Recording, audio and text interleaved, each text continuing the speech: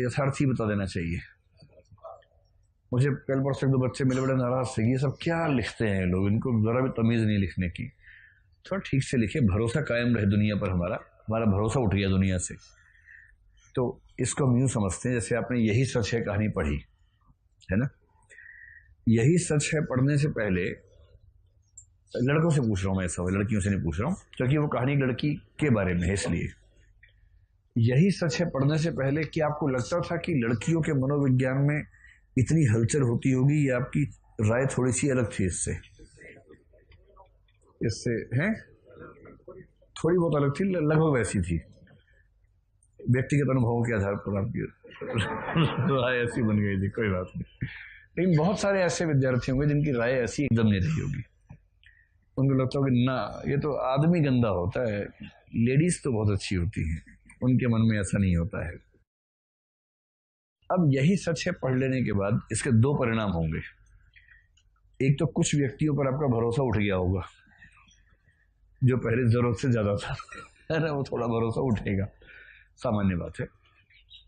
लेकिन दूरगामी इसका परिणाम क्या होगा कि आप अपने जीवन में आने वाली किसी भी स्त्री से ऐसी उम्मीद नहीं करेंगे जो अवास्तविक है, जो असंभव किस्म की उम्मीदें हैं वो नहीं करेंगे। और यदि इस कहानी ने पाठक को इतना परिपक्व बना दिया कि वो अपनी प्रेमिका या अपनी पत्नी या अपनी बहन या अपने दोस्त से अप्राकृतिक उम्मीदें करने से मुक्त हो गया, तो क्या इस कहानी का सामाजिक प्रभाव अच्छा खासा हो गया या नहीं हो गया? हो गया। तो नई कहानी के लेखक का दावा यह है कि हमारा काम पाठक को झूठ परोसना नहीं है, पाठक को सच बता के उसको मैच्योर बना देना है।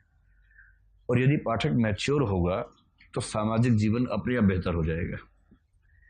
एक समाज जिसके लोग मैच्योर हैं, उस समाज में चीजें अपने आप ठीक हो जाती हैं। इसलिए आप देखेंगे मैच्योरिटी से पहले जिन बातों पे आप झगड़ा करते हैं, मैच्योर होने के बाद उन पर आप बात भी नहीं करेंगे। झगड़ा छोड़िए, बात भी करने का मन नहीं करेगा, क्योंकि आपको पता है, आपको अंदाजा है चीजों का। इसलिए जब जब अपने जीवन में किसी नायिका का मूल्यांकन करना हो, यही सच है पढ़ने के बाद जाना, तो मूल्यांकन अच्छा ही होगा।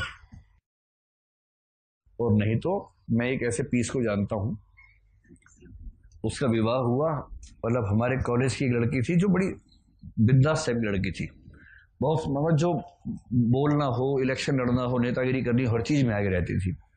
शादी एक ऐसे बैल से हुई उसकी। उस बैल को दिक्कत पता किस चीज से थी? जो सामान कहानी का नायक है, कुछ कुछ वैसे समझ लीजिए।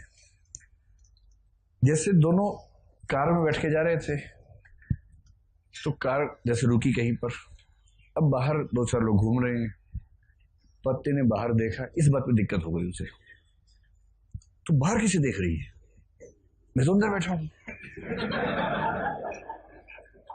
ऐसे ऐसे बैल समाज में हैं हमारे। तो ऐसे व्यक्तियों के लिए क्या होना चाहिए? उनको एक दुनिया समानांतर पढ़ाई जानी चाहिए अनिवार्य रूप से।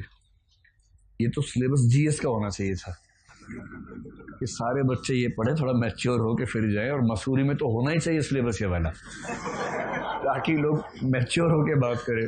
होता क्या, आईएएस बन गए और बातें जब करते ढेचू ढेचू मुंह से निकलता है, बन गया आईएएस, मैच्योरिटी ही नहीं है।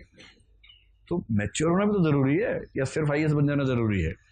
इसलिए रजुआ की तरह ढीचू ढीचू अगर मुंह से निकल रहा है, तो चाहे रजुआ हो चाहे कलेक्टरवा हो, लेकिन इससे कोई फर्क नहीं पड़ता, क्योंकि आपकी बातों में वजन नहीं है, बातें हल्की हैं। इसलिए साहित्य का ये पर्पज होता है, जब भी कोई आपसे पूछे इसका कहानी का क्या फायदा है, बोलना यही कि तो मैच्योर हो गया, जो वरना असंभव था इसे पढ़ के हो गया है, ये पर्पज है।